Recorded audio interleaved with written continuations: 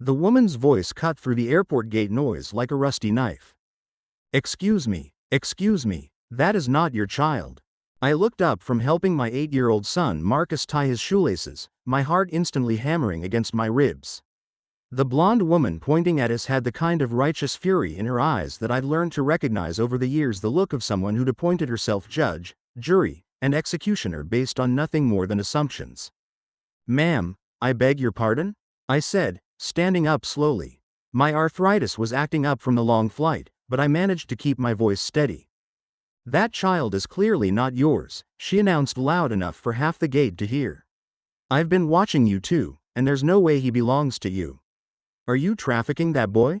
The blood drained from my face as I felt Marcus's small hand slip into mine, his grip tightening with fear. Around us, other passengers were starting to stare, phones coming out, whispers spreading like wildfire. That's when I realized this woman had no idea she just picked a fight with the wrong mother. Because what she couldn't possibly know, what none of these strangers could see, was the folder in my carry-on bag that contained 8 years' worth of documentation proving that Marcus wasn't just my son. He was my miracle. Let me back up and tell you how we got here, because context matters when you're about to watch someone's world collapse in spectacular fashion. My name is Linda Peterson, and I'm 63 years old. I've been retired from teaching elementary school for 3 years now, though I sometimes wonder if you ever really retire from caring about kids. My husband Tom passed away 5 years ago, cancer, quick and brutal, leaving me with a house that felt too big and a future that felt too empty. That's when I made a decision that surprised everyone, including myself. At 58, I decided to become a foster parent. The social worker, a sweet young thing named Jessica who couldn't have been older than my youngest student, tried to talk me out of it gently. "Mrs. Peterson, fostering can be incredibly rewarding, but it's also challenging. The children often come from difficult situations, and at your age." At my age, I'd heard that phrase a lot in recent years, usually followed by well-meaning suggestions about slowing down, taking it easy, acting my age. But Tom's death had taught me that life is unpredictable and precious, and I wasn't about to waste whatever years I had left sitting in an empty house feeling sorry for myself. "Jessica," I told her, "I've spent 35 years teaching children from every background you can imagine. I've been a mother figure to kids whose parents worked 3 jobs, kids who came to school hungry, kids who needed someone to believe in them. If you think my age makes me less capable of loving a child who needs a home, then maybe you're working for the wrong agency." She approved my application. Marcus came to me on a rainy Tuesday in October, clutching a garbage bag with everything he owned and looking like he expected the world to disappoint him again. He was 4 years old, mixed race. His birth mother was white, his father black, and he'd already been through 3 foster homes that weren't quite the right fit. I took one look at those enormous brown eyes, full of wariness and hope in equal measure, and felt my heart crack wide open. The first few months were rough. Marcus had nightmares, trust issues, and a tendency to hoard food in his bedroom because he wasn't sure when the next meal might come. But slowly, patiently, we built something together. Bedtime stories became a ritual. Sunday morning pancakes became a tradition. And somewhere along the way, this little boy who'd been abandoned by everyone who was supposed to protect him started calling me Mama Linda. The adoption was finalized on his 6th birthday.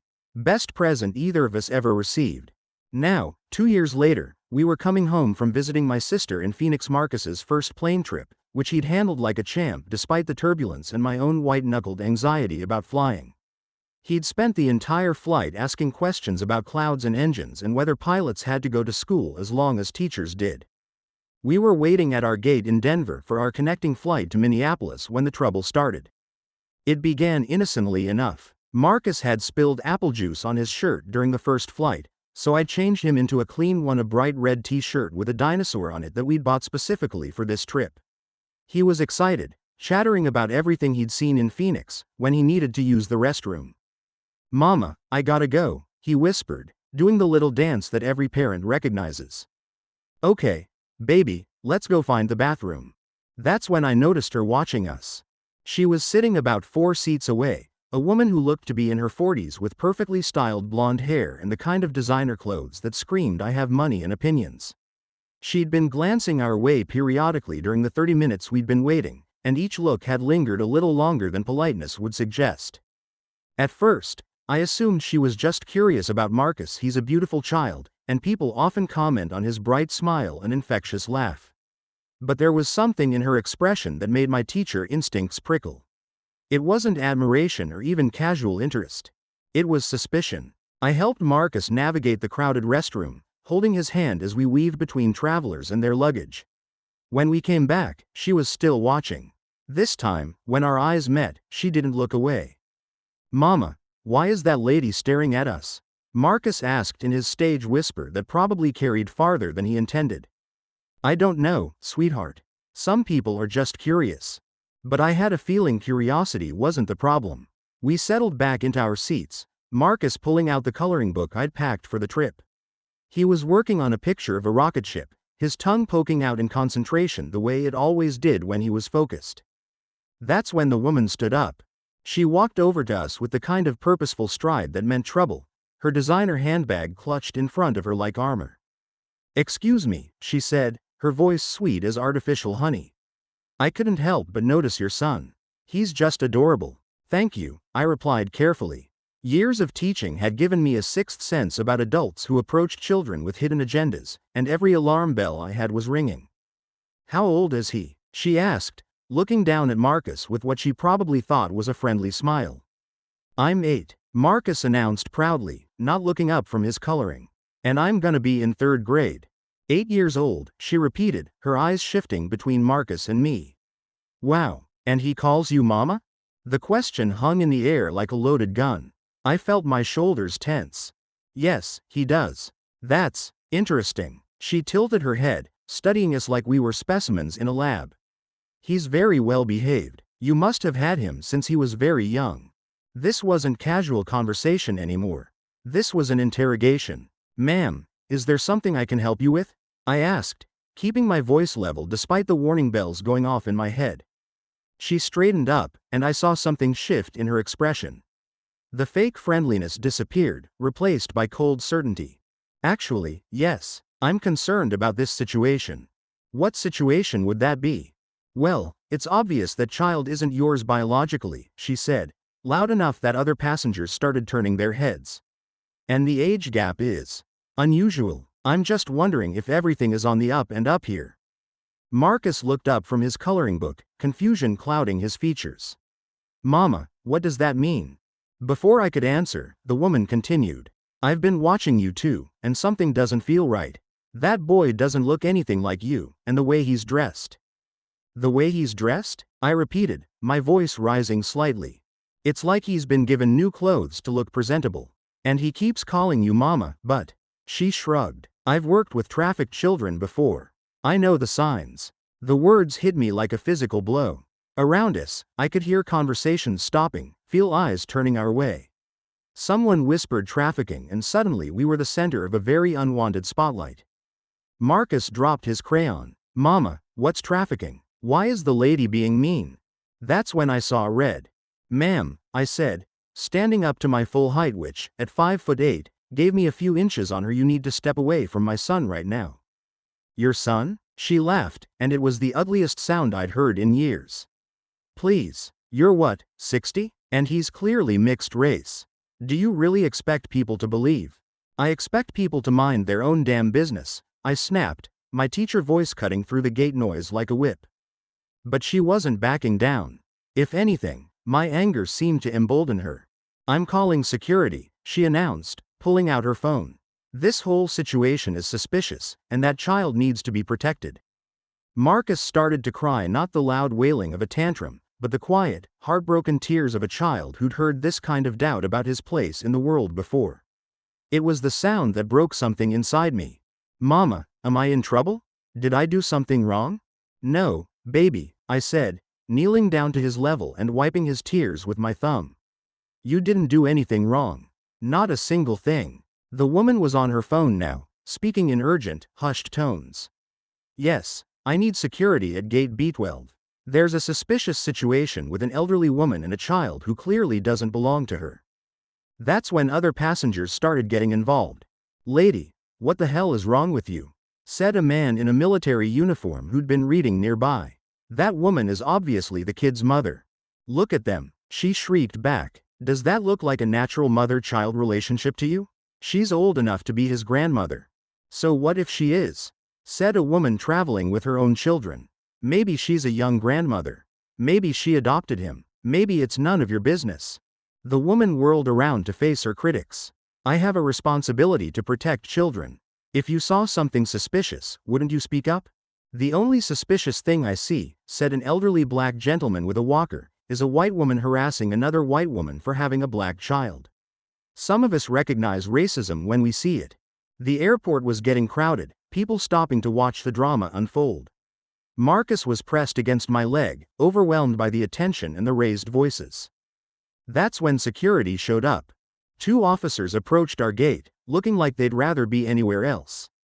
The older one, a tired-looking man with gray at his temples, surveyed the crowd before focusing on the woman who'd called them. "Ma'am, you called about a suspicious situation?"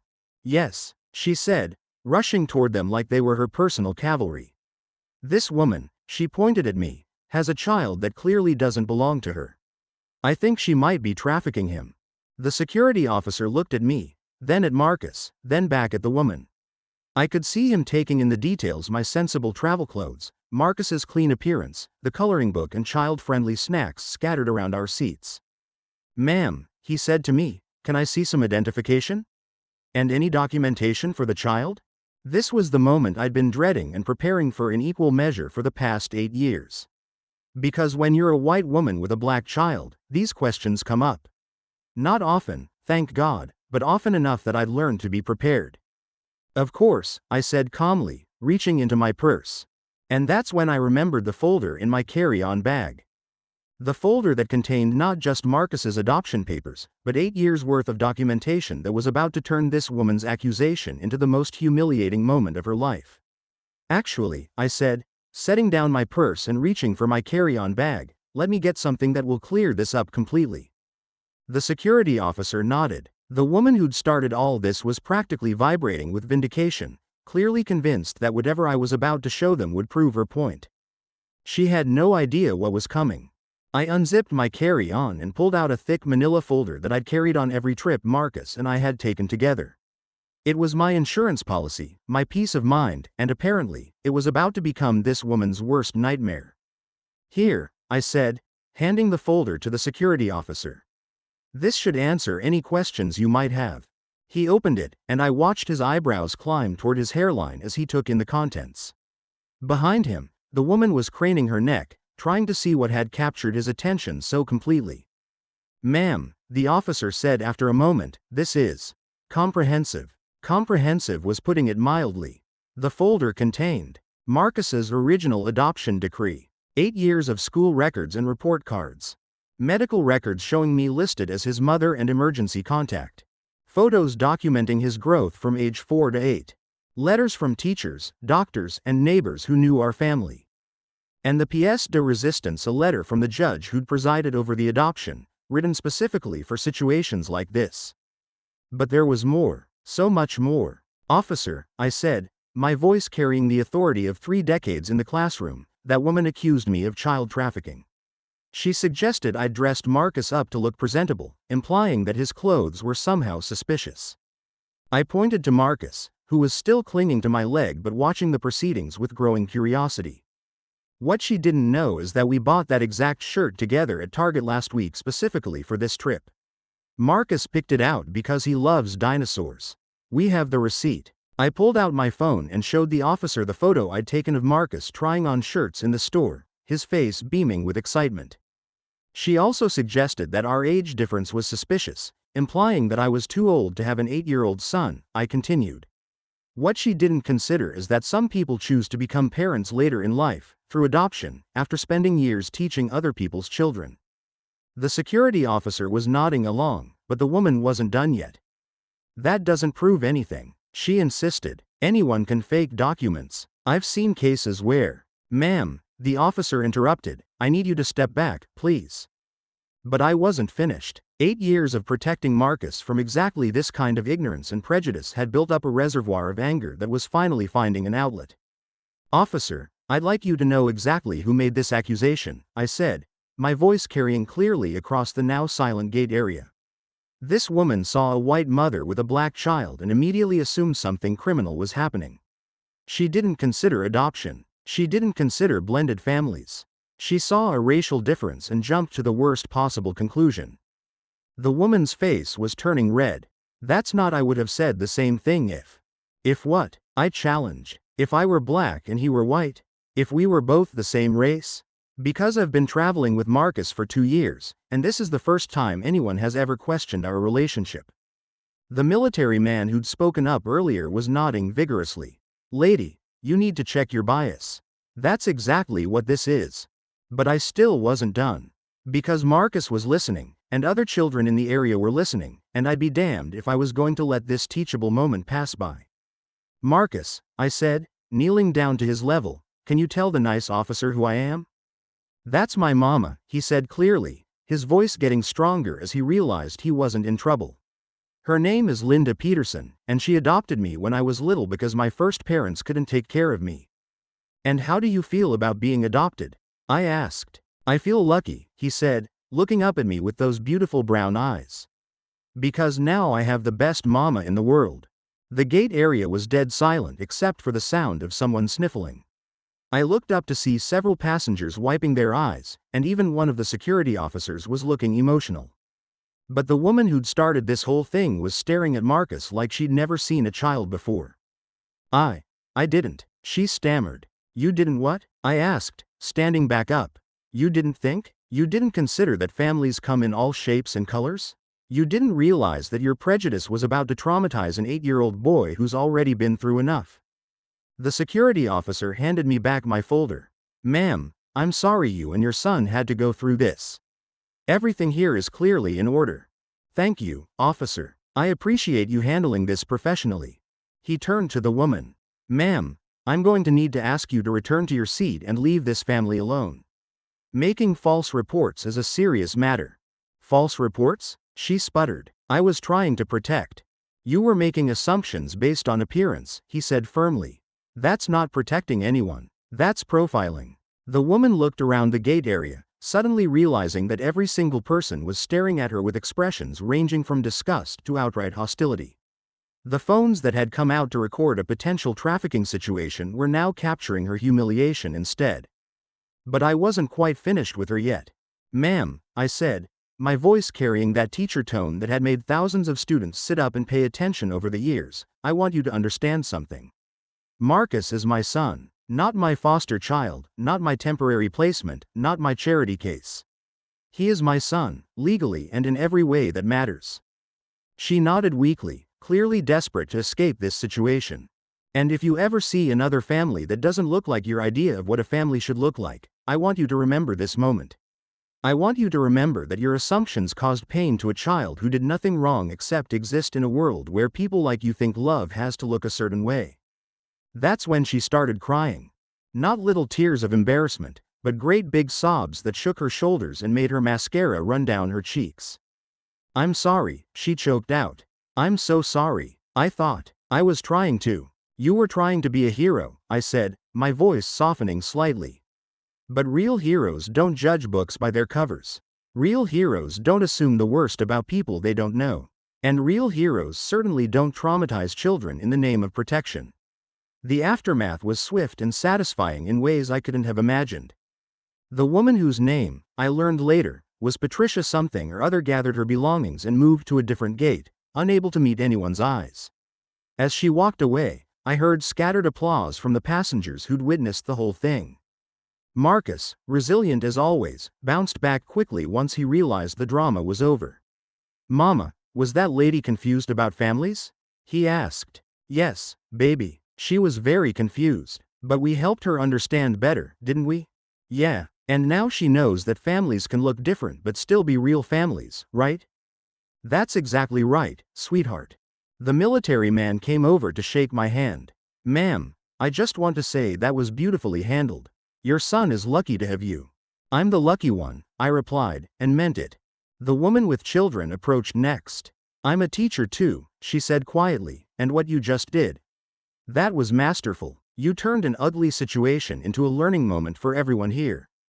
Even the elderly gentleman with the walker made his way over. Young lady, he said with a grin. "I've been around long enough to recognize good parenting when I see it. That boy is blessed." But the moment that made everything worthwhile came when we finally boarded our plane. As we walked down the aisle to our seats, Marcus looked up at me with a serious expression. "Mama, if someone asks if I'm really your kid again, what should I say?" I thought about it for a moment. "You should say, yes, I'm her son. She chose me, and I chose her, and that makes us family." The comments were overwhelmingly supportive. This is what a real mother looks like, someone who fights for her child. I'm crying. That little boy is so lucky to have her. Can we talk about how prepared she was? That folder was everything. Patricia Karen got exactly what she deserved. But my favorite comment came from a verified account, the judge who'd presided over Marcus's adoption. "I had the privilege of finalizing this adoption 4 years ago. This is what love looks like, people. This is what family is." A week later, I received a letter in the mail. No return address, just my name and address in shaky handwriting. Inside was a simple card with a note. "Mrs. Peterson, I was the woman at the airport. I can't stop thinking about what happened, and I realize I owe you and Marcus more than an apology. I've started volunteering with Big Brothers Big Sisters, and I'm taking classes on unconscious bias.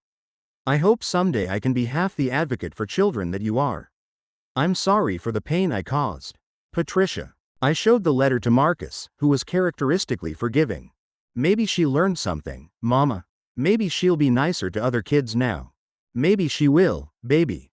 People can change when they realize they need to." 6 months later, we were at the grocery store when I saw her.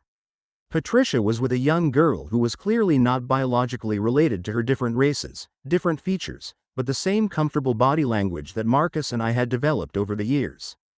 Our eyes met across the produce section. She gave me a small, uncertain smile and a nod. I nodded back. The girl she was with was chattering excitedly about something, and Patricia was listening with the kind of focused attention that every child deserves. Whatever journey had brought them together, it was clear that my airport confrontation had been a turning point for her. That night, as I was tucking Marcus into bed, he asked me about families again, a conversation we had regularly as he processed his own story. "Mama, do you think that lady at the airport really learned something?" "I think she did, sweetheart. Sometimes it takes a hard lesson to help people grow. Like when I learned not to take cookies without asking. Exactly like that. Sometimes we have to make mistakes to learn better ways."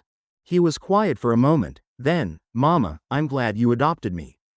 "I'm glad I adopted you too, baby. You're the best thing that ever happened to me. Even better than teaching all those kids?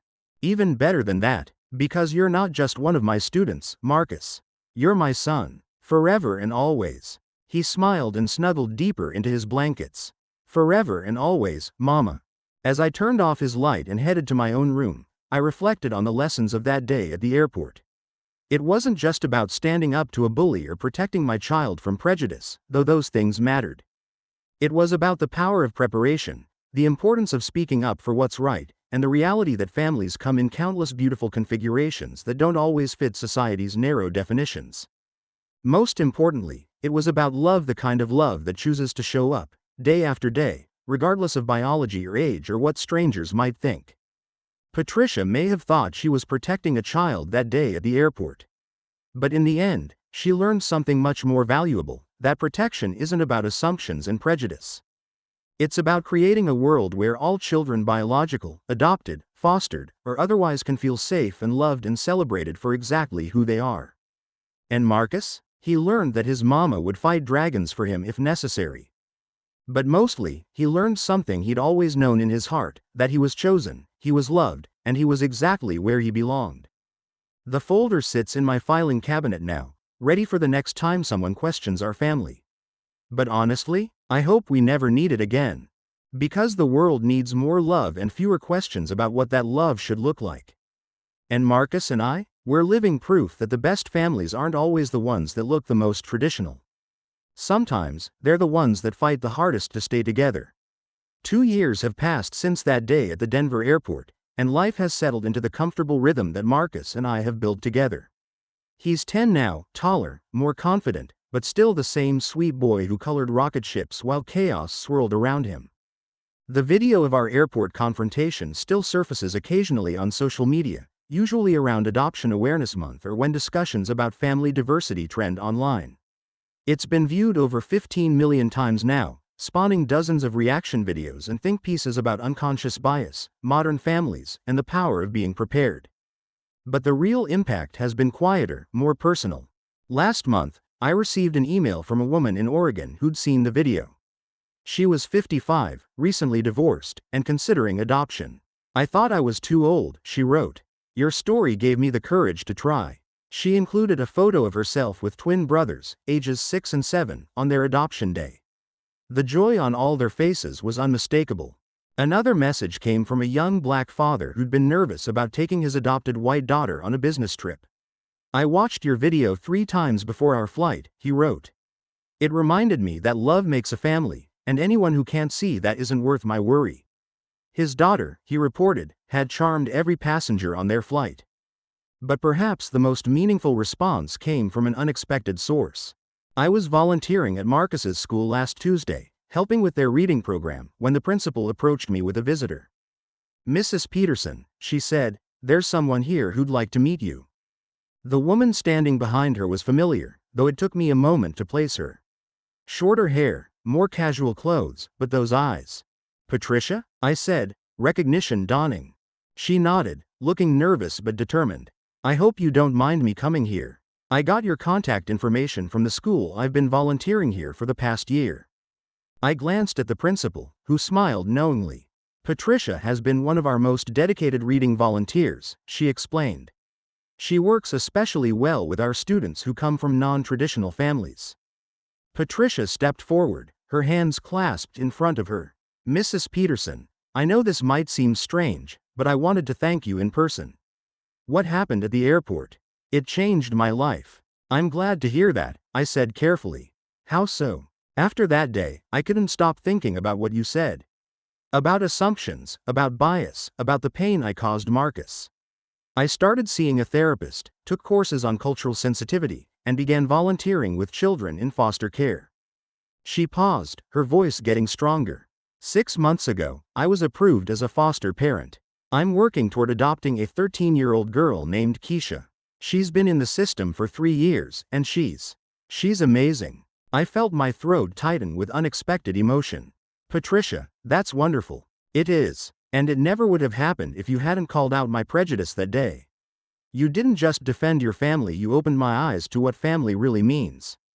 She reached into her purse and pulled out a small photo. "This is Keisha. She's biracial, like Marcus, and she's faced a lot of the same questions about belonging that he probably has. But now she has someone in her corner who understands how damaging those questions can be." The photo showed a beautiful teenager with natural hair and a guarded smile that reminded me of Marcus when he first came to me. "Mrs. Peterson," Patricia continued, "I know I don't deserve your forgiveness for what I put you and Marcus through. But I wanted you to know that your courage that day didn't just protect your son, it created a safe home for mine." Before I could respond, I heard familiar footsteps in the hallway. Marcus appeared around the corner, his backpack slung over one shoulder and a slight frown on his face. "Mama, Mrs. Johnson said you were talking to someone." He stopped when he saw Patricia, his eyes widening with recognition. "You're the lady from the airport." Patricia knelt down to his level, just as I had done that day 2 years ago. "Yes, I am. And I owe you an apology, Marcus. What I said that day was wrong and hurtful, and I'm very sorry." Marcus studied her for a moment with the serious consideration that 10-year-olds bring to important matters. "Did you learn better?" he asked finally. "I did. I learned that families are made of love, not just how people look. And I learned that I should ask questions instead of making assumptions." Marcus nodded solemnly. "That's good. Making assumptions hurts people's feelings. You're absolutely right, and I promise I'll never make those kinds of assumptions again." Marcus glanced at me, then back at Patricia. "Mama says everyone deserves a second chance if they really learn from their mistakes. Your mama is a very wise woman." "I know," Marcus said with the matter-of-fact confidence that still made me smile. "She's the best mama in the world." Patricia stood up, tears in her eyes. "Yes, she is." As we said our goodbyes and Patricia headed back to her car, Marcus slipped his hand into mine. "Mama, Is she going to be a good mom to that girl in the picture? I thought about the transformation I just witnessed, the defensive, prejudiced woman from the airport replaced by someone humble enough to seek forgiveness and strong enough to create change. I think she's going to try very hard to be, baby. Sometimes people surprise us with how much they can grow. Like how you surprised everyone by adopting me when you were already old. I laughed, squeezing his hand. I wasn't that old. You were pretty old, he said with a grin. But it worked out good, right? It worked out perfectly. That evening, as I was cleaning up after dinner, Marcus looked up from his homework with a thoughtful expression. Mama, do you think other families like ours ever have problems like we did at the airport? I considered how to answer honestly without worrying him. Sometimes, sweetheart, but you know what I've learned? What? Every time someone challenges our family, it gives us a chance to show them what real love looks like. And sometimes, like with Patricia, it even helps them build their own loving family. Marcus smiled. So even the bad stuff can turn into good stuff? Often, yes. That's one of the amazing things about resilience. It can turn hard experiences into opportunities to help other people. Then I'm glad that lady was mean to us at the airport, he said matter-of-factly. You are? Yeah, because now that other girl Keisha has a mom who knows how to love kids like us. Out of the mouths of babes. As I tucked Marcus into bed that night, he asked the question that had become our nightly ritual. Mama, tell me again why you chose me. Because, I said, sitting on the edge of his bed, from the moment I saw you, I knew you were meant to be my son. Not because of how you looked or where you came from, but because my heart recognized yours. And I chose you back, right? You absolutely chose me back. We chose each other. Forever and always? Forever and always, my beautiful boy. As I turned off his light and headed to my own room, I reflected on the unexpected journey that had brought us to this moment. What started as a devastating confrontation in an airport had rippled outward in ways I never could have imagined. Patricia wasn't the only one who'd been changed by that day. The video had sparked conversations in schools, churches, and community centers across the country about the real meaning of family. Adoption agencies reported increased inquiries from older prospective parents who'd been inspired by our story. But more importantly, it had reinforced something I'd always believed but hadn't fully understood until I became Marcus's mother, that the strongest families aren't necessarily the ones that come together easily.